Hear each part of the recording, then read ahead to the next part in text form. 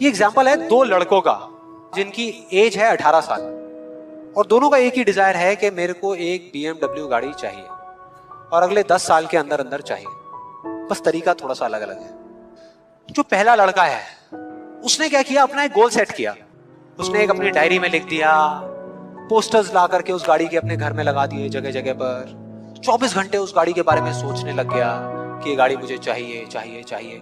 रोज रात को बैठ करके फील करता कि मेरे को गाड़ी मिल गई है, आवाजें निकालता जू जू जू ये वो, और करते करते ब्रेक मार रहा है, ये कर रहा है वो कर रहा है। एक्चुअल में नहीं मिली है, इमेजिन कर रहा है, फील करने की कोशिश कर रहा है, उस गाड़ी को एक्सपीरियंस करने की कोशिश कर रहा है, क्योंकि ऐसा बहुत बुक्स में लिखा हुआ है। लॉ ऑफ अट्रैक्शन में भी यही बताया गया है। अब इसको करने से क्या हो रहा था, पहले उसकी सिर्फ एक विश थी, एक चाह थी कि हाँ मेरे को ये गाड़ी मिल जाए, नहीं भी मिले तो कोई फर्क नहीं पड़ता, लेकिन अब उसका वो बर्निंग डिजायर बन गया। अब दूसरे लड़के की बात करते हैं, उसमें और इसमें क्या फर्क था। दूसरा जो लड़का था उसका भी डिजायर था कि मुझे ये गाड़ी चाहिए, बस एक छोटा सा फर्क था।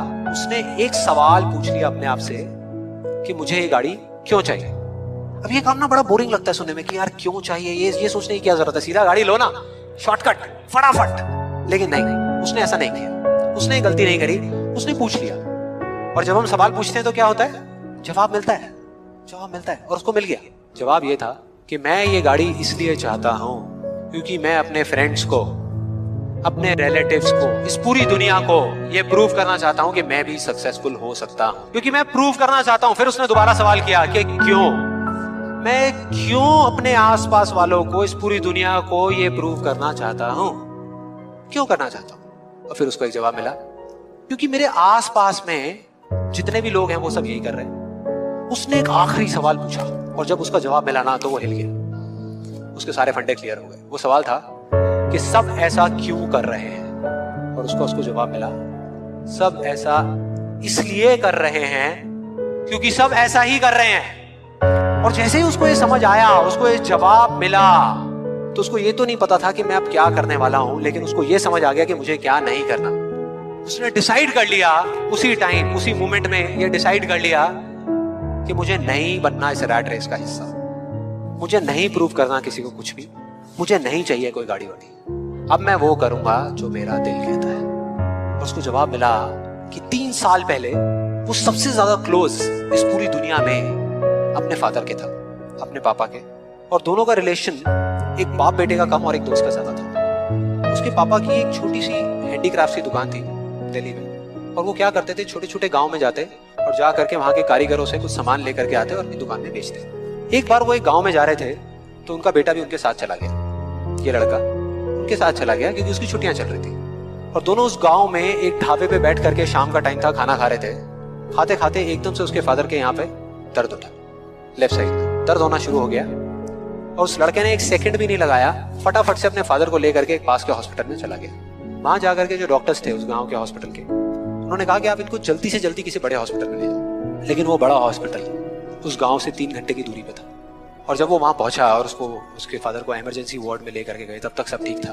लेकिन उसके 10 मिनट बाद डॉक्टर्स आए और आकर के उन्होंने बोला, वी आर सॉरी, अगर आप 15 मिनट पहले आ जाते तो हम कुछ कर सकते थे, 15 मिनट पहले। अब जैसे ही इस लड़के के साथ ये हुआ था तो बिल्कुल सुन्न हो गया था, मुंह से एक वर्ड बाहर नहीं आ रहा था, उसको समझ ही नहीं आ रहा था कि मैं क्या बोलूं, क्या सोचूं। उसने ऐसा कुछ सोचा ही नहीं था, एकदम से हो गया, एकदम से हो गया। और उसके काफी देर बाद जाकर के, उसके 5-10 मिनट बाद जाकर के उसके अंदर से एक चीख निकली थी, एक अजीब सी बात निकली थी जो उसको उस टाइम पे नहीं समझ आई थी कि ये बड़े डॉक्टर्स बड़े शहरों के बड़े हॉस्पिटल्स में ही क्यों होते हैं, छोटे छोटे गांव में क्यों नहीं होते।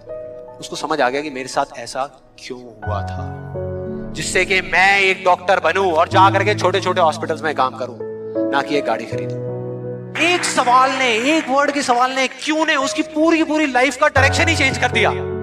जहां एक तरफ उससे एक दिन में 1 घंटा भी पढ़ाई नहीं होती थी, अब वो दिन में 12-12 घंटे पढ़ने लगा। उसके कुछ साल बाद वो एक हार्ट सर्जन बन गया और जा करके कुछ बड़े हॉस्पिटल्स में बड़े डॉक्टर्स को असिस्ट करने के बाद में छोटे छोटे गांव में चला गया। ये थी उस दूसरे लड़के की कहानी। तब दोनों 18 साल के थे, आज दोनों 28 साल के हो चुके हैं। लेकिन क्या दोनों की लाइफ में थोड़ा बहुत फर्क होगा?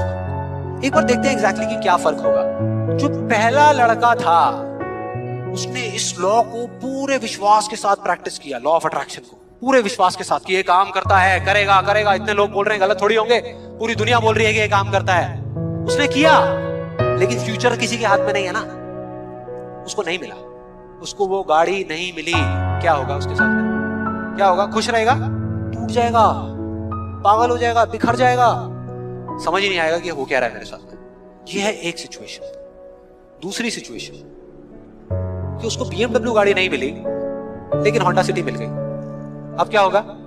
खुश रहेगा? रह ही नहीं सकता, रह ही नहीं सकता, क्योंकि ये गोल सेटिंग करके और ये सब करके उसने अपने डिजायर को बढ़ा लिया, अपने अंधविश्वास को इतना बढ़ा लिया कि अब उसको वो ही गाड़ी चाहिए और किसी गाड़ी से उसका काम ही नहीं चलने वाला। जब भी अगर दूसरे एंगल से देखा जाए तो एक 28 साल के लड़के के लिए जो मिडिल क्लास बैकग्राउंड से बिलोंग करता है, अपने पैसों की होंडा सिटी गाड़ी खरीदना भी बहुत बड़ी बात होती है। ये बहुत इंटरेस्टिंग है। मान लो 10 साल में एक चमत्कार हुआ, उसने कई तरह के काम करे और उसको BMW गाड़ी मिल गई। अब क्या होगा? खुश रहेगा? सेटिस्फाइड हो जाएगा अपनी लाइफ से, बैठ जाएगा आराम से, हाँ मिल गई मिल गई मिल गई, यही तो चाहिए था, मिल गया, हो गया काम, लाइफ बढ़िया हो जाएगी उसकी। उसका लालच और बढ़ जाएगा, उसका अंधविश्वास और बढ़ जाएगा। वो कहेगा कि अगर इस लॉ ऑफ अट्रैक्शन को प्रैक्टिस करके मुझे 10 साल में ये गाड़ी मिल सकती है, तो अगले 5 साल में इतना बड़ा घर क्यों नहीं मिल सकता? मतलब कि उसको सब कुछ मिल चुका होगा, लेकिन वो उसको छोड़ करके फ्यूचर के अंदर किसी और चीज को पकड़ लेगा। सब कुछ होने के बाद भी वो फ्यूचर में जिएगा और उसकी हालत बिल्कुल एक ऐसे खरगोश की जैसी हो जाएगी जिसके सर के सामने किसी ने डंडा लगा करके गाजर को टांग दिया। इमेजिन करो कैसा होगा वो खरगोश।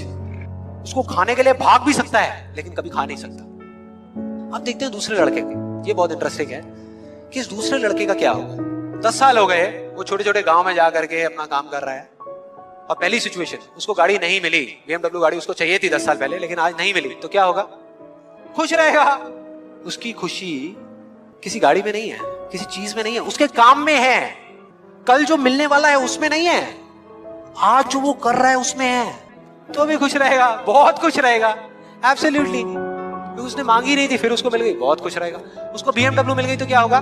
खुश रहेगा। लेकिन इस वजह से नहीं कि उसको ये गाड़ी मिल गई, इस वजह से क्योंकि वो जो काम कर रहा है उसमें उसको खुशी मिल रही है। और एक सबसे बड़ा फर्क पता है क्या है यहाँ पर इन दोनों के अंदर? सबसे बड़ा फर्क अगर आप ध्यान से देखोगे, ये जो दूसरा लड़का है, अगर इसको गाड़ी मिल गई जो डॉक्टर है और छिन गई 1 साल बाद, तो क्या होगा? तब भी खुश रहेगा। लेकिन जो पहला है उसका क्या होगा? अरे वो सिर्फ डर में जिएगा, वो सिर्फ डर में जिएगा। जो है उसको खोने का डर, जो मैं चाहता हूं उसके ना मिलने का डर, 24 घंटे सिर्फ डर।